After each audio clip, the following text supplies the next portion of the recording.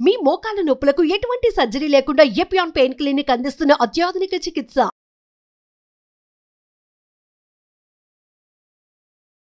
Good morning everyone. I'm Dr. Kiran, consultant medical oncologist working at Medicare Cancer Hospital. So ఇవాళ మనం రొమ్ము cancer గురించి తెలుసుకుందాం. రొమ్ము క్యాన్సర్ అంటే ఏంటి, ఏ ఏజ్ గ్రూప్లో వస్తుంది, దాని లక్షణాలు ఏంటి, ఒకవేళ మనకు రొమ్ము క్యాన్సర్ ఉందని డౌట్ వస్తే ఏం చేయాలి. ఫస్ట్ చూసుకున్నట్టయితే రొమ్ము క్యాన్సర్ అసలు ఫస్ట్ ఏజ్ గ్రూప్లో వస్తుంది. మనకు రొమ్ము క్యాన్సర్ నార్మల్గా మనకు రొమ్ము క్యాన్సర్ మేము చూసేది కామన్. ఒకప్పుడు ఏజ్ గ్రూప్ ఏంటంటే 50 క్రాస్ అయిన వాళ్ళకి రొమ్ము క్యాన్సర్ చూసేది. కానీ ఈ మధ్యన మేము చూస్తున్నది ఏంటి, 30 ఇయర్స్, కొంతమంది 25 ఇయర్స్లో కూడా రొమ్ము క్యాన్సర్తో వస్తున్నారు. రొమ్ము క్యాన్సర్ అలా అసలుకి వచ్చిందని ఎలా తెలుసుకోవాలి? నార్మల్గా మనకు రొమ్ములో ఈ రొమ్ము క్యాన్సర్ ప్రత్యేకత ఏంటంటే it will present as a painless lump. మనకు రొమ్ములో ఏదైతే కొవ్వు గడ్డలాగా ప్రజెంట్ అయ్యి అసలు మీకు దానికి ఎటువంటి సైన్స్ సిమ్టమ్స్ ఉండకుండా కేవలము గడ్డలాగా ప్రజెంట్ అవుతుంది. దానికి నొప్పి కూడా ఉండదు.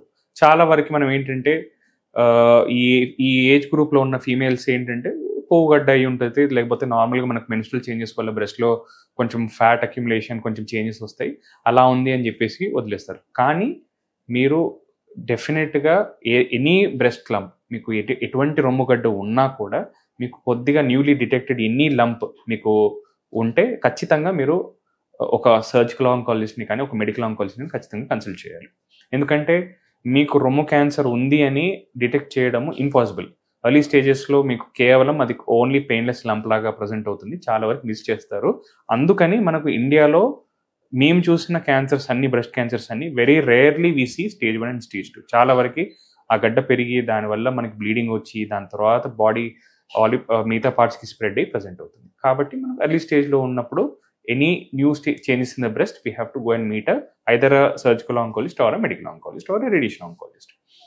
తర్వాత అసలు ఇది కాకుండా సైన్స్ అండ్ సిమ్టమ్స్ ఏంటి అంటే కొత్తగా రొమ్ములో గడ్డకు రావడము, బ్రెస్ట్లో డిశ్చార్జ్ అంటే మనకు నిప్పుల్ డిశ్చార్జ్, మనం ఇప్పుడు పాలిచ్చే దగ్గర ఒక దగ్గర మనకు వాటరీ డిశ్చార్జ్ కానీ ఒకవేళ బ్లడ్ టింజ్డ్ డిశ్చార్జ్ ఉంటే అది కూడా మనకు రొమ్ము క్యాన్సర్ అయ్యే అవకాశం ఉంటుంది. ఒకవేళ మనకు రొమ్ము క్యాన్సర్ అడ్వాన్స్డ్ స్టేజ్లో ఉంటే అప్పుడు ఎలా ప్రజెంట్ అవుతుంది?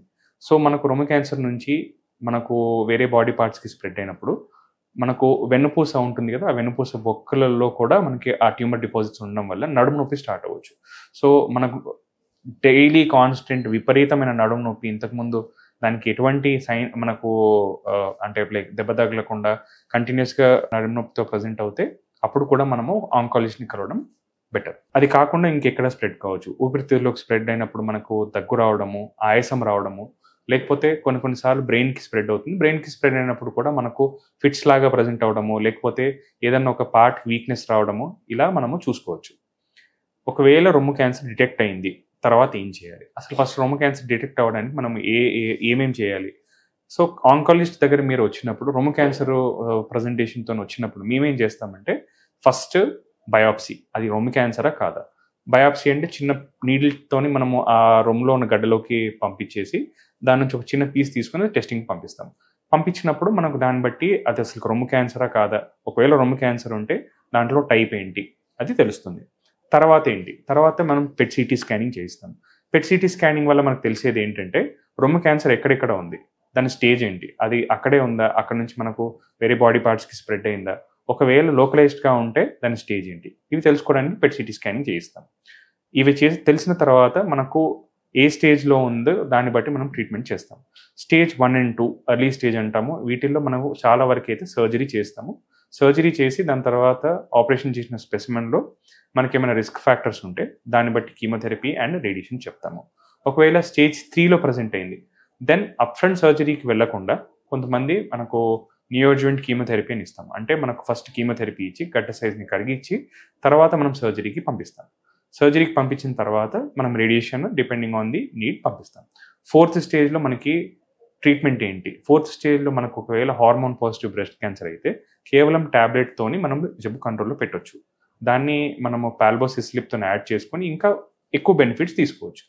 ఒకవేళ అది మనకు హార్మోన్ నెగిటివ్ ట్యూమర్ అయిందనుకోండి, దాంట్లో మనకి ఇమ్యూనోథెరపీ రోల్ ఉంటుంది. ఇమ్యూనోథెరపీ కాంబినేషన్ కీమోథెరపీ పెట్టి మనకు ఎక్కువ రోజుల వరకు క్యాన్సర్ స్ప్రెడ్ అవ్వకుండా కంట్రోల్ చేసుకోవచ్చు. అది కాకుండా మిగతా సబ్సెట్ని బట్టి, అంటే మనకి హార్మోన్ స్టేటస్ అంటారు, ఈఆర్పిఆర్ అండ్ HER2 న్యూ స్టేటస్ని బట్టి మనకు ఫర్దర్ ట్రీట్మెంట్ అనేది డిటెక్ట్ చేయొచ్చు. సర్వైకల్ క్యాన్సర్లో లాగా బ్రెస్ట్ క్యాన్సర్లో స్క్రీనింగ్ ఏమన్నా ఉందా? స్క్రీనింగ్ బ్రెస్ట్ క్యాన్సర్లో కూడా ఉంది. మనకు బ్రెస్ట్ క్యాన్సర్లో చూసుకున్నట్టయితే 40 క్రాస్ అయిన ప్రతి ఫీమేల్కి సంవత్సరానికి ఒక్కసారి మనం మ్యామోగ్రఫీ అనేది చేయించాలి. మ్యామోగ్రఫీ చేయించడం వల్ల నేను ఏదైతే చెప్పినట్టు రొమ్ములో గడ్డ నొప్పి లేకుండా మనకు ప్రజెంట్ అవుతుందో దాన్ని మనం స్కానింగ్లో అర్లీగా డిటెక్ట్ చేసి, ఒకవేళ అది సస్పీషియస్ ఉంటే బయాప్సీ చేసి క్యాన్సర్ నిర్ధారణ చేసి దాని తర్వాత మనం ఫర్దర్ ట్రీట్మెంట్ చేసుకోవచ్చు. దీనికి వ్యాక్సినేషన్ అంటూ ఏమీ ఉండదు. ఈ మధ్య మనం సోషల్ మీడియాలో చూసినట్టయితే చాలా వరకు ఒక కామన్ క్వశ్చన్, కుకింగ్ ఆయిల్కి క్యాన్సర్కి ఏమైనా సంబంధం ఉందా? ఒకవేళ ఆయిల్ యూజ్ చేస్తే ఏ ఆయిల్ యూజ్ చేస్తే క్యాన్సర్ రాకుండా ఉంటుంది? యాక్చువల్లీ చూస్తే మనకు కుకింగ్ ఆయిల్కి క్యాన్సర్కి పెద్దగా సంబంధం ఉండకపోవచ్చు, కానీ ఫ్రైయింగ్ అండ్ క్యాన్సర్కి సంబంధం ఉంది. అంటే మనకు డీప్ ఫ్రైడ్ ఫుడ్ తింటే దాంట్లో మనకు కొన్ని హార్మ్ఫుల్ సబ్స్టెన్సెస్, ఎస్పెషల్లీ నాన్ వెజ్ని డీప్ ఫ్రై చేస్తే మనకు కొన్ని హైడ్రోకార్బన్స్ కానీ కొన్ని క్యాన్సర్ కాజింగ్ ఏజెంట్స్ కానీ ప్రొడ్యూస్ అవుతాయి.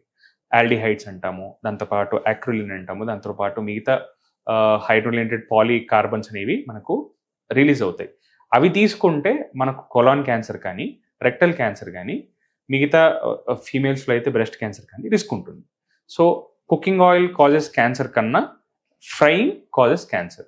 మీరు ఆయిల్ ఏది యూజ్ చేసినా కూడా దానికి క్యాన్సర్కి పెద్దగా సంబంధం ఉండకపోవచ్చు, కానీ మీరు ఆయిల్ ఎంత యూజ్ చేస్తున్నారు, ఆయిల్లో ఎంత డీప్ ఫ్రై చేస్తున్నారు దానికి క్యాన్సర్కి లింక్ ఉంటుంది.